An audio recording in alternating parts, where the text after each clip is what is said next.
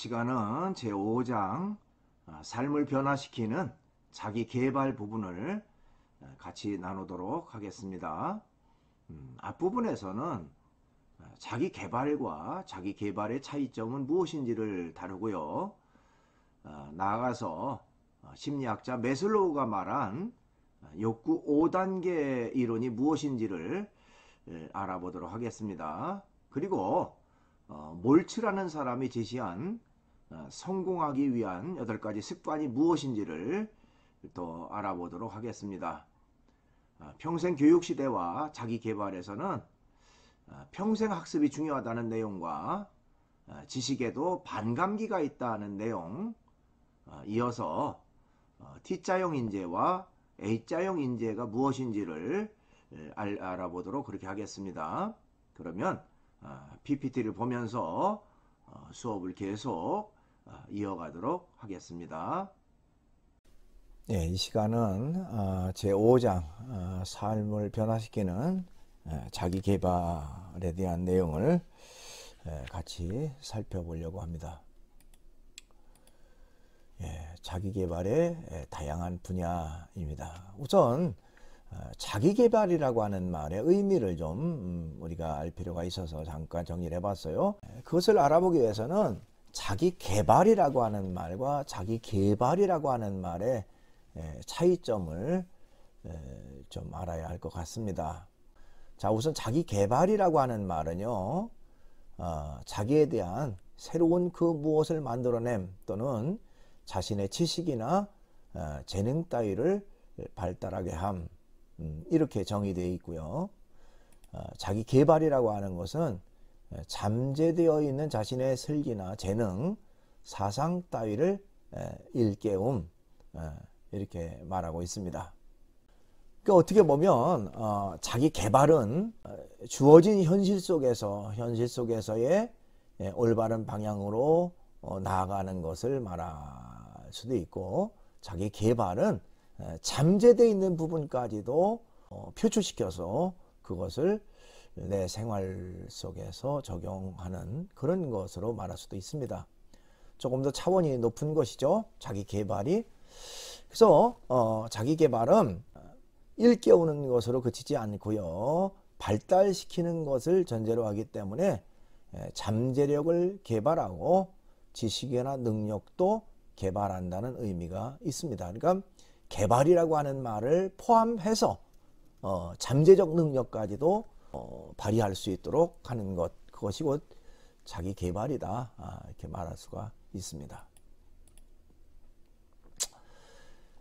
자기 개발은요, 중국의 사서 중에 대학이라고 하는 책이 나오죠. 대학에 나오는 말, 여러분들 뭐 많이 들었던 말이죠.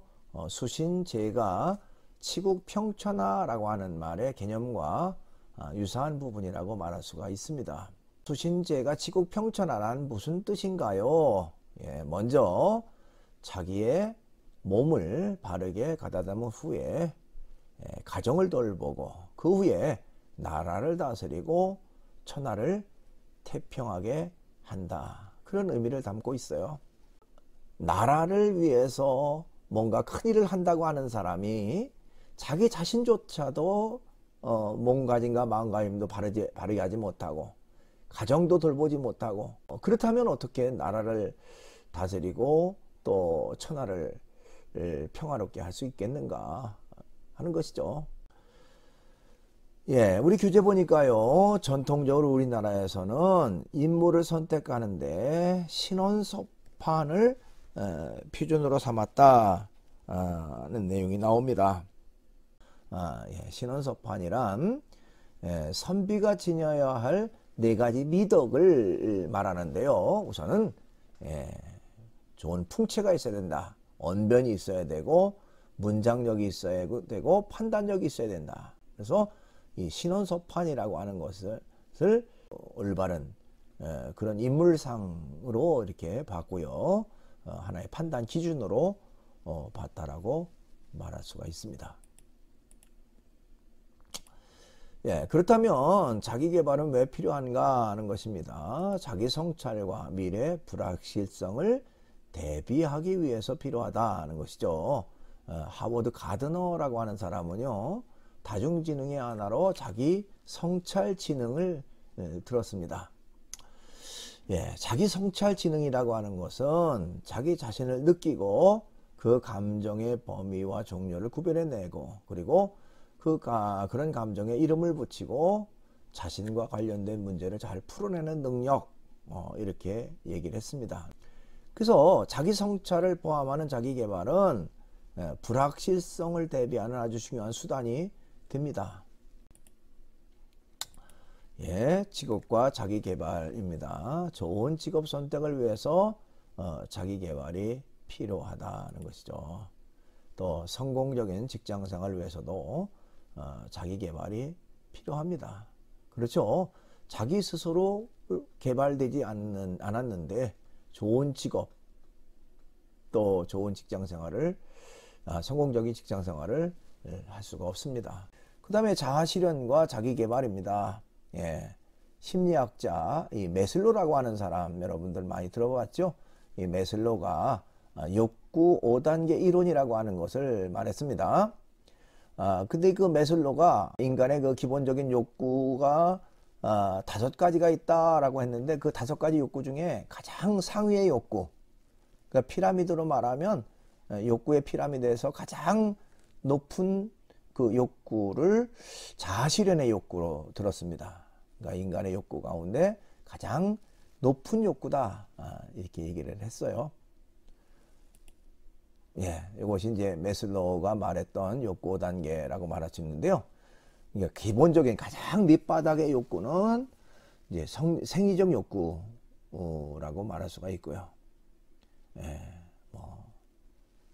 먹는 거라든지 또 자는 거라든지, 이런 기본적인 욕구가 맨 아래에 있다면, 이제는 안전의 욕구, 그 다음에 소속감과 사랑의 욕구, 존중의 욕구, 그러고 나서 가장 고차원적 욕구, 그것은 바로 자아실현의 욕구다, 이렇게 얘기를 했습니다.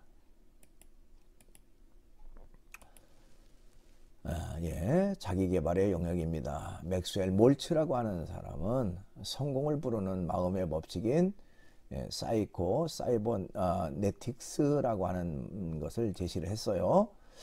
예, 사이코 사이버네틱스라고 하는 것은 뭐냐? 정신적인 자동 유도 장치라는 의미다. 예, 군대에서 그 미사일 유도 장치 뭐 이런 걸 얘기를 하죠. 이제 같은 거다. 정신적 자동 유도 장치다. 예, 그러면서 이 몰츠에 따르면 인간의 뇌는요, 미사일의 자동 유도 장치와 같아서 자신이 목표를 정해주면 그 목표를 향해 자동으로 유도해 나간다. 인간의 뇌라고 하는 것이 그렇게 그 마치 유도 장치와 같이 자동으로 이루어진다라고 하는 것을 말했습니다. 예. 따라서 성공하기 위해서는 긍정적인 상상력을 통해서 자신의 잠재의식에 성공을 입력해 줘야 한다는 것이죠. 그에 맞게, 그래야만 그에 맞게 자동으로 유도된다는 것입니다. 예, 몰츠는요, 성공하기 위해서는 8가지 습관이 필요하다, 얘기를 했습니다. 가능한 한 명랑하게 지낸다. 다른 사람에게 좀 더 친절하게 행동한다. 다른 사람의 실패나 결점, 실수 등에 대해 좀 더 너그러울 수 있도록 참을성을 기른다. 가능한 한 성공할 것처럼 행동한다. 그 생각 자체를, 또 행동 자체를 그렇게 바꾸라는 겁니다. 그 다음에 어떠한 사실에 비관적이거나 부정적인 의견을 던지지 않는다. 그러니까 늘 긍정적 사고, 긍정적 생각과 행동을 하라. 예, 하루에 최소한 3번씩은 웃는 훈련을 해라. 무슨 일이 일어나든지 가능한 한 조용하고 지적으로 반응한다. 너무 감정적으로 어떤 일을 대처하고 대응하지 말라는 겁니다. 아무것도 바꿀 수 없는 비관적이고 부정적인 현실에 대해서는 이를 완전히 무시하고 차단한다. 그러니까 한계성을 알고 한계성을 딱 때로는 좀 이게 포기할 줄도 아는 그런 지혜가 필요하다 이렇게 말할 수도 있습니다. 자기계발과 성공은 인성과 창의성 문제로 함축됩니다. 인성이라고 하는 것은 성품이나 인간관계와 관련된 것을 말하고요. 창의성은 문제 해결 능력이나 비판적 사고와 관련된 것입니다. 얼마나 자기계발을 잘했느냐, 얼마나 성공의 삶을 살았느냐 하는 것은 인성과 창의성을 어떻게 잘 조화를 이루었느냐, 이제 거기에 따라서 결정된다라고 말할 수도 있습니다. 그 다음에 지속적 자기계발과 성장입니다. 자기계발은 다양한 영역에서 자신의 능력을 발휘할 수 있도록 준비를 하되 긍정적인 마인드를 갖고 실패를 두려워하지 않으며 자신을 갖고 끊임없이 도전하는 자세가 중요하다는 것입니다. 자, 21세기에는요, 평생 직장이라는 개념이 점점 사라졌습니다. 그러므로 안정된 직장 생활이나 재취업을 위해서는 자기 개발이 끊임없이 이루어져야 한다는 것입니다. 평생 학습이 중요하다는 것입니다. 지식의 사이클이 짧아지고 있다. 과거로부터 현재에 이르기까지 기술의 변화를 살펴보면 신기술이 대중화되기까지 걸리는 시간이 점점 짧아지는 것으로 나타났다. 그러므로 끊임없이 새로운 것을 개발해야 한다는 것입니다. 신기술이 대중화되기까지 걸리는 시간이 점점 짧아지고 있다고 얘기를 하는데요. 우리 교재에 보니까요, 예를 들면 1873년도에 발명된 전기라고 하는 것은 대중화되는데 무려 46년이라고 하는 그런 그 시간이 걸렸답니다. 전화라고 하는 것은 대중화되는데 35년, 또 1897년도에 발명됐던 라디오는 대중화되는데 31년, 텔레비전은 1926년에 발명이 됐는데 대중화되는데 26년이 걸렸다고 그래요.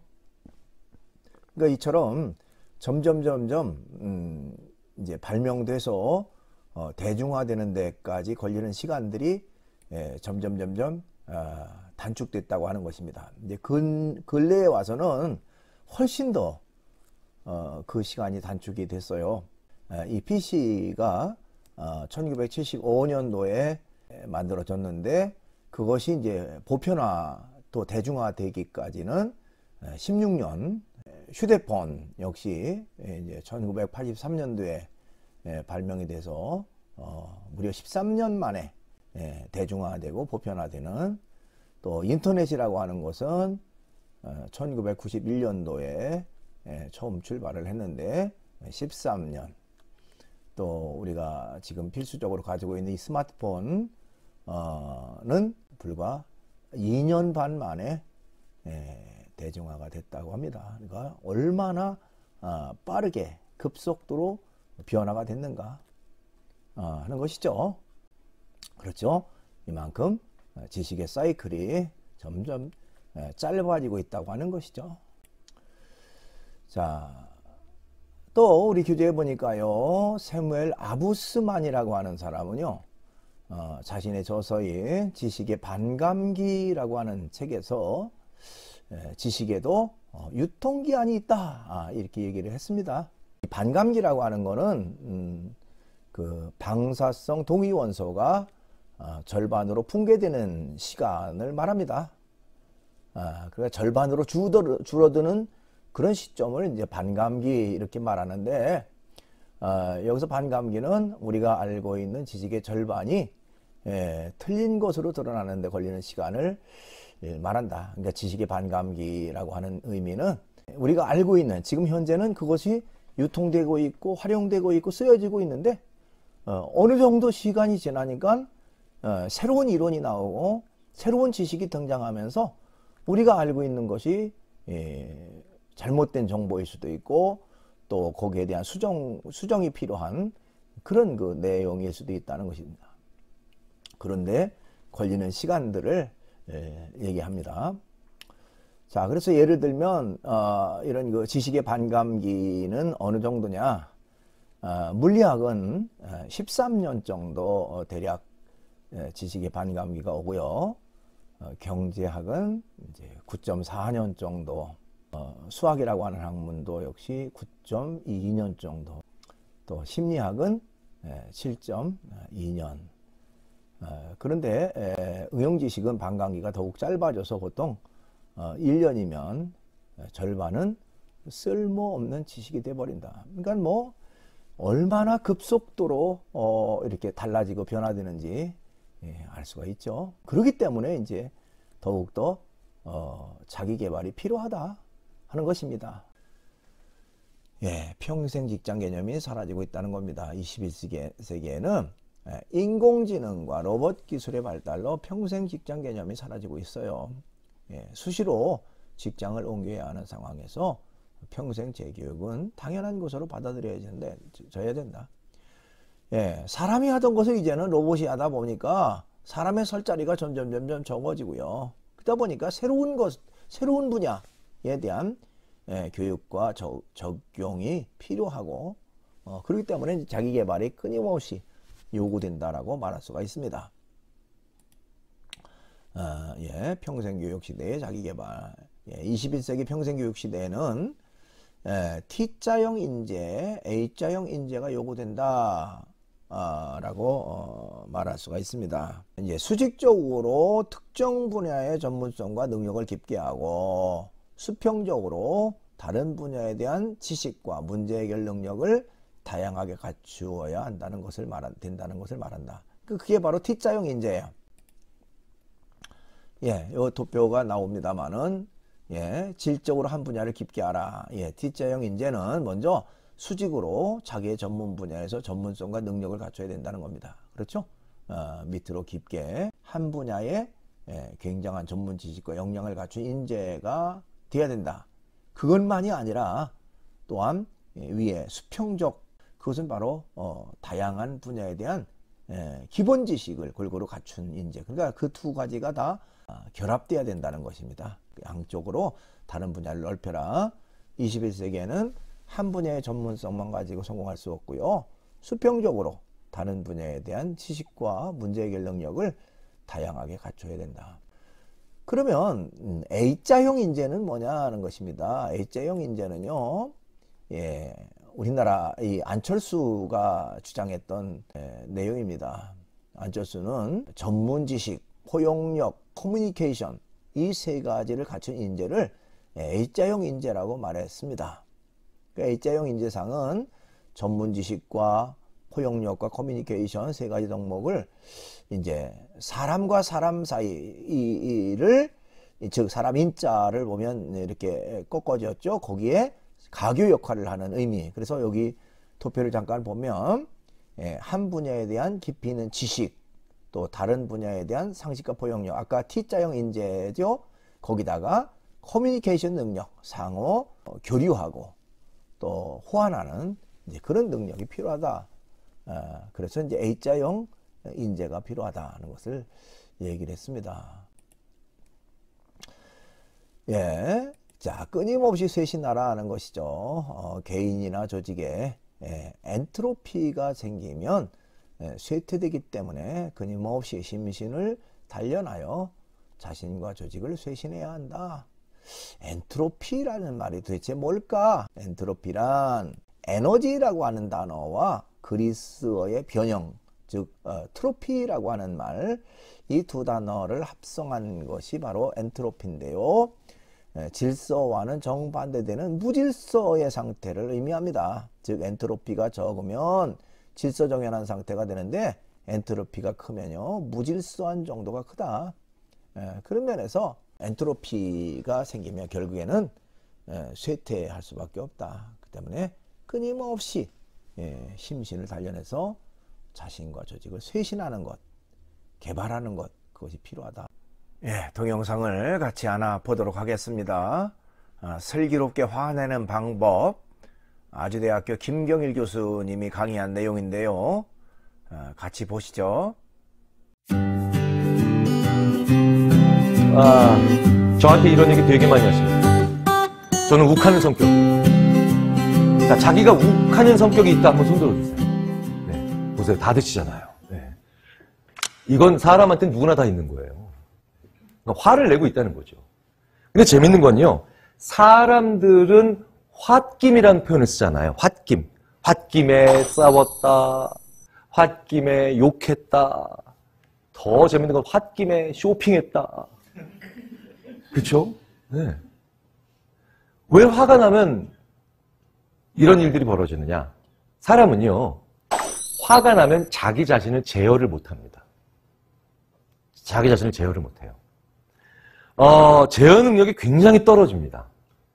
그런데 이건 왜 그런 현상이 있냐면요. 인간에게는 두 가지가 있어요. 그리고 이 두 가지가 바로 뭐냐? 총량의 법칙을 따르는 것과 안 따르는 겁니다. 자, 총량의 법칙을 안 따르는 게 있어요. 이거 총량이라는 게 뭐겠습니까? 제가 오늘 지갑에 10만 원을 가지고 나왔습니다. 자, 그러면 제가 아까 오전에 여기 오기 전에 3만 원을 주고 책을 2권 샀어요. 그럼 제 지갑에 얼마가 남아 있어야 됩니까? 7만 원 남아 있어야 되죠. 아니, 이게 그렇게 힘드세요? 네. 굉장히 이거 넌센스 아니야? 뭐 이렇게 생각하시는 것 같은데. 네. 경계하지 마십시오. 자, 제 지갑에 10만 원 있었는데 3만 원 오전에 썼으니까 저는 7만 원 남아 있을 겁니다. 근데 점심 때 만약에 제가 오늘 좀 늦게 와가지고 대표님한테 너무 죄송해서 만약에 2만 원을 가지고 점심을 제가 샀어요. 그러면 5만 원 남아 있겠죠. 자, 그런데 5만 원 딱 가지고 있는데 만약에 오늘 제가 모든 이 강연이 끝나고 집에 돌아가기 전에 또 고등학교 친구, 친한 친구를 만나서 5만 원 가지고 또 열심히 또 맥주를 마셨어요. 치킨에. 자, 그러면 5만 원 5만 원 또 썼습니다. 그럼 제 지갑에는 얼마가 남아 있겠습니까? 0원 남아 있죠. 총량의 법칙을 따르는 거죠. 그러니까 제 지갑 안에 있는 현금은 철저히 총량의 법칙을 따릅니다. 총량의 법칙을 그러는데 안 따르는 게 있어요. 재밌는 건 따르는 것과 안 따르는 걸 구분하는 게 의외로 중요합니다. 자, 총량의 법칙을 먼저 따르는 것부터 먼저 말씀을 드리겠습니다. 그게 인간의 의지예요. 무슨 얘기냐? 저는 오늘 제 지갑에, 마음의 지갑에 10만 원어치 의지력을 담아왔습니다. 그런데 월요일 날 오전에 만약에 학교에 출근을 했는데 대학원생 하나가 교수님 논문 써왔습니다. 그랬는데 정말 개판으로 써왔어요. 엉망진창으로. 그래서 제가 이 녀석아 이거밖에 못 쓰겠니 딱 이랬는데 제가 지난주에 항상 교수는 학생에게 너그러워야 된다 라고 얘기했던 게 기억이 나고 더 중요한 건 이 친구가 그걸 들었던 기억이 납니다. 그럼 제가 참죠. 괜찮아 이러면서 다 발전하는 거야 라는 가증스러운 모습으로 제가 학생에게 착한 척하면 저는 이 10만 원의 의지력 중에 한 3만 원쯤 쓰게 됩니다. 자, 그럼 7만 원의 의지력이 남아있죠. 자, 그런 다음에 갑자기 점심때가 됐는데 제가 굉장히 미워하는 어떤 다른 교수님 한 분이 저한테 와가지고 어머 김 교수 이번에도 프로젝트 떨어졌다며 이 인간이 쳐다보는 것도 싫은데 나를 놀려. 근데 제가 그렇다고 야 인간아 할 수는 없잖아요. 그래서 제가 뭐 그럴 일도 있겠죠. 제 교수님은 워낙 훌륭하시지만 저는 또 능력이 부족하잖아요. 이런 말도 안 되는 또 가증스러운 겸손을 부립니다.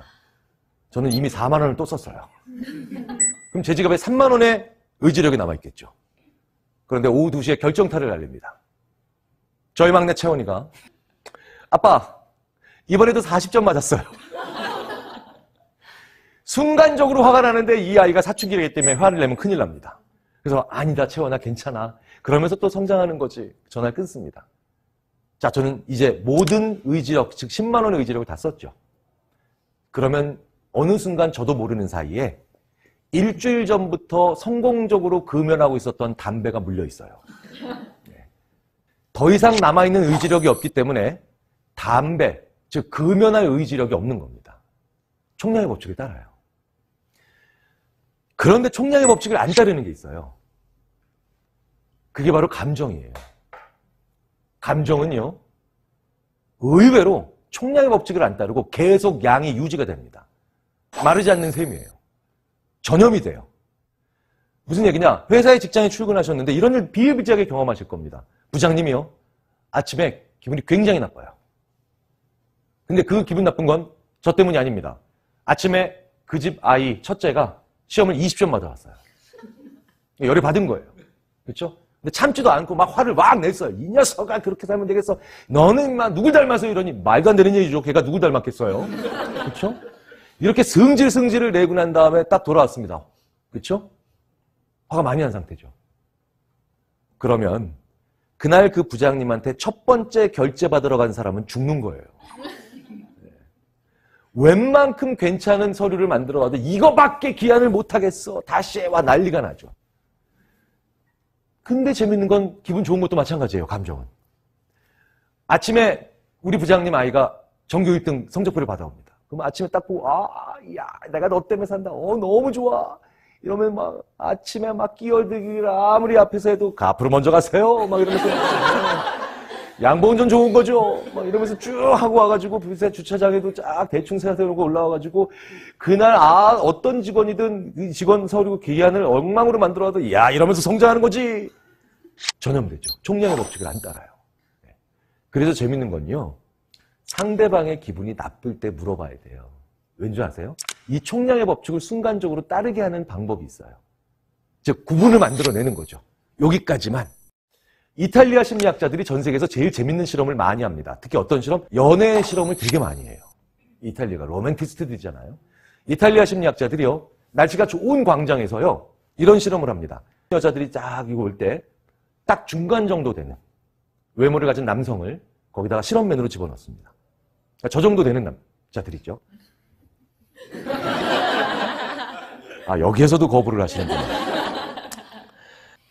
그러면 이제 이 남자들이 세뇨리타 하면서 이제 가가지고 말을 걸죠. 남자가. 그래서 이제 날씨가 굉장히 좋은 날 전화번호를 알려달라고 해요. 우리로 표현하면 젊은 친구들이 이런 얘기 많이 하죠. 전화번호 딴다. 이런 얘기 많이 하죠. 날씨가 이렇게 맑은 날 전화번호를 물어보면 40% 가까운 여자들이 전화번호를 알려줍니다. 그런데 날씨가 정말 안 좋은 날, 꾸물꾸물한 날, 굉장히 흐린 날, 이런 날 그 똑같은 남자가 가서 물어보면 전화번호를 요청하면 대략 15%만 알려줍니다. 이것만 놓고 보면 감정은 총량의 법칙을 안 따른다는 얘기가 맞는 거죠. 날씨가 좋아, 기분 좋아, 전화번호 알려줄게. 날씨가 안 좋아, 기분 안 좋아, 전화번호 물어봐, 미쳤니? 그쵸? 네. 전염이 되는 겁니다. 재밌는 건요. 이렇게 40%나 여성들이 전화번호를 알려주는 그 말이 날씨가 좋은 날에도 15%로 뚝, 즉 날씨가 안 좋은 수준으로 떨어뜨리는 방법이 있어요. 그 남성이 갔을 때 상대방의 외모도 칭찬하고 이런저런 얘기를 하는 과정에서 이 말을 한마디를 하면 전화번호를 안 알려줍니다. 날씨가 아무리 좋은 날에도. 오늘 날씨 참 좋죠? 이러면 상대방이 뭐라고 대답합니까? 네. 오늘 날씨 좋네요. 이 한마디를 함으로 인해서요. 이전까지 내가 기분 좋았던 상태는 날씨 때문인 걸 알게 돼요. 상대방이. 그래서 상대방의 전화번호를 달라는 그 요청에 전염을 시키지 않습니다.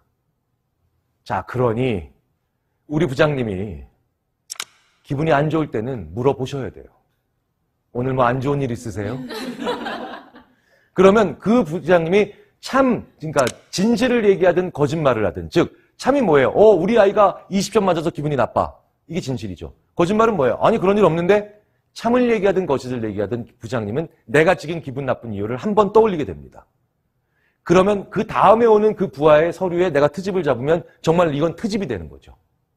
그래서 그 부장님은 쓸데없는 트집을 잡는 행동을 줄일 수 있게 되죠.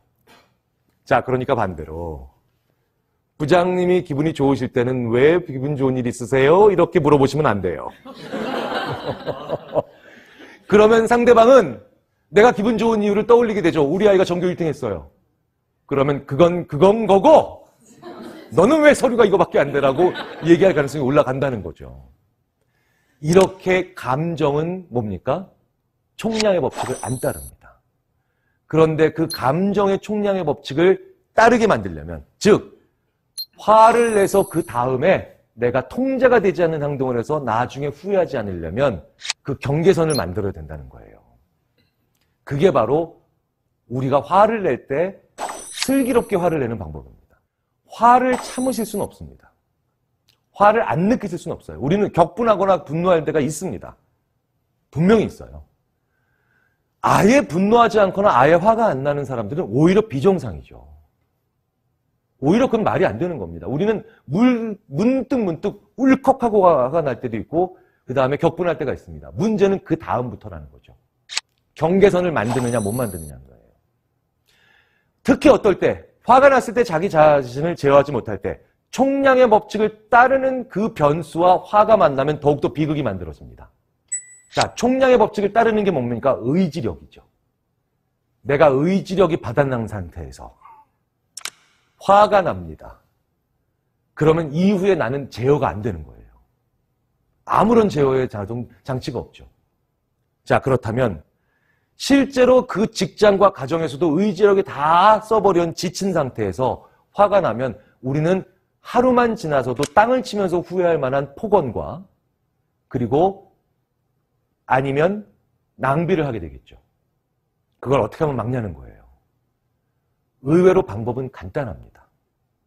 아까 방금 전에 뭐 안 좋은 일 있으세요? 라는 그 한마디를 했을 때 부장님은 괜찮아 혹은 사실은 이 한마디를 함으로 인해서 경계선을 만들었죠. 나를 되돌아보니까요. 나를 되돌아본다는 게 무슨 얘기입니까? 내가 있는 장소에서 심리적으로 내가 멀어진다는 거예요. 화가 나시죠? 분노를 느끼시죠? 그리고 이 왼쪽 주머니에서 뭐가 나올 것 같죠? 모든 직장인들이 왼쪽 가슴에 품고 다니다는 사직서? 그렇죠? 혹은 오른쪽 주머니에서 신용카드가 나와서 나중에 땅을 치고 후회할 만한 소위 말하는 낭비, 쇼핑을 하실 것 같죠? 그러면 화가 난 장소에서 간단합니다. 도망치세요. 도망치셔야 돼요. 화가 난 지점에서 내가 그 화를 억누르고 화를 진정시키려고 아무리 애를 쓰셔도 사람은 이미 에너지가 바닥난 상태일수록 그 화를 누를 수는 없습니다. 그런데 인간은 참으로 재밌게도요. 자기가 어떤 감정이 확 하고 올라왔을 때요. 그 감정으로부터 두 다리를 사용해서 도망치잖아요. 잽싸게. 그러면 그 감정으로도 상당 부분 도망칠 수 있습니다. 순간적으로 화가 나셨을 때는 3분만 도망가세요. 어디에서? 그 화가 난 장소로부터. 그것도 뛰어서. 천천히 걸어가지 말고. 왜? 빨리 뛰어갈수록 뭡니까? 나는 그거로부터 적극적으로 피했다라고 뇌가 생각을 해요. 그래서 3분만 다른 곳에 가서 보시면 그제서야 저 사람이 나를 왜 화를 나게 만들었느냐가 아니라 내가 왜 화를 내고 있지라는가에 대한 생각을 하기가 쉬워집니다. 그래서 그건 그거고 다음 행동은 별개의 문제지 라는 생각을 하기가 쉬워진다는 거예요. 우리가 일반적으로 얘기하는 홧김에 낭비하는 것도 마찬가지입니다.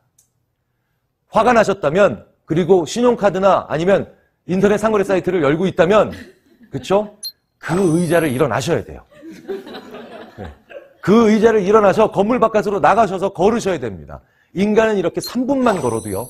자기의 감정을 전염시키지 않고 경계선을 만들어내실 수 있습니다. 그래서 인간 보고 걸으라고 하는 거예요. 그래서 걷기를 저희 심리학자들이 걷는다는 행동을 두 발로 사유하는 철학이라고 합니다. 굳이 이동하는 데만 있는 게 아니라 내 화로부터 멀어지기 위한 심리적인 전환장치로도 사용할 수가 있습니다. 꼭 한번 실천해 보시면 어떨까 하는 마음으로 말씀을 드렸습니다. 감사합니다. 네, 이렇게 해서 강의를 마치고요. 이번 주 제7주차 퀴즈는 심리학자 매슬로우의 욕구 5단계는 무엇인가요? 하는 것입니다. 여러분들이 사이버 캠퍼스 질의응답란에 정답을 적으면 되겠습니다. 오늘도 강의 듣느라고 수고 많았습니다.